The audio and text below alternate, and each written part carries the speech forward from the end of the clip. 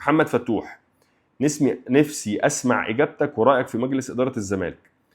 رايي ان هم ناس بتحاول تجتهد، ناس عايزه تعمل حاجه كويسه للزمالك، عندهم اخطاء واخطاء مش قليله، بس الامور الايجابيه او الحاجات الايجابيه اللي عملوها اكتر بكتير. ابرزها ملف الديون والغرامات. ملف الديون والغرامات الناس بتستقل بيه، ولكن ملف الديون والغرامات ده كعبيله كبيره وقصه كبيره منيله ب60 نيله كانت على عاتق وكتف مجلس اداره الزمالك، وسددوا حوالي ما يقارب من 400 مليون جنيه، يعني نص مليار. عندهم اخطاء وعندهم ملفات تانية وقعت منهم في وسط ما هم مسحولين في القصه والملف بتاع الغرامات والديون ده. ده حصل.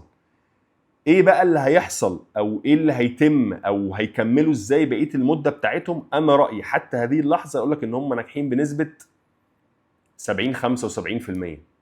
عايز تحكم عليهم حكم قاطع وموضوعي ويعني بشكل عادل بنسبه 100%، تستنى ال4 سنين يكونوا فاقوا شويه من الديون، يكونوا حاولوا يجيبوا فلوس تانية، يقدروا بقى هم لغايه دلوقتي عمالين بيسدوا في مصايب هم مستلمينها. حتى ارض اكتوبر، ما دي مصيبه هم مستلمينها.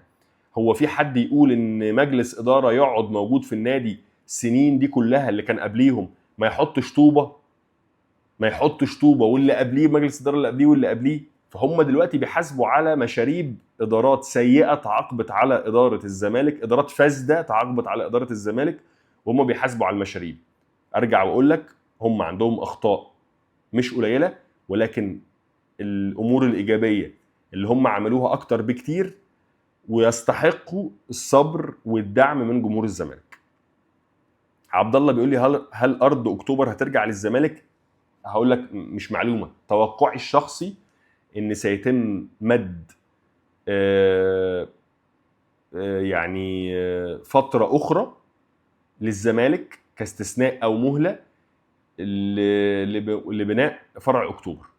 ممكن يتمد للزمالك ومجلس ادارته سنه كمان، واعتقد ان الفتره دي هتكون كافيه جدا ان هم يثبتوا جديتهم في ان هم عايزين يبنوا ارض اكتوبر عشان يخرجوا من الجزئيه القانونيه ومن تاخر المجالس اللي قبليهم في ان هي تعمل اي حاجه في الارض دي. وبالتالي دلوقتي الارض بقت مسحوبه من مجلس اداره الزمالك. فاعتقد لو عايز اجابه مباشره يعني عبد الله، اعتقد ان الارض باذن الله هترجع للزمالك، وده توقع ليست معلومه، لان حتى هذه اللحظه مفيش معلومه مؤكده تقول لك هترجع او لا مش هترجع.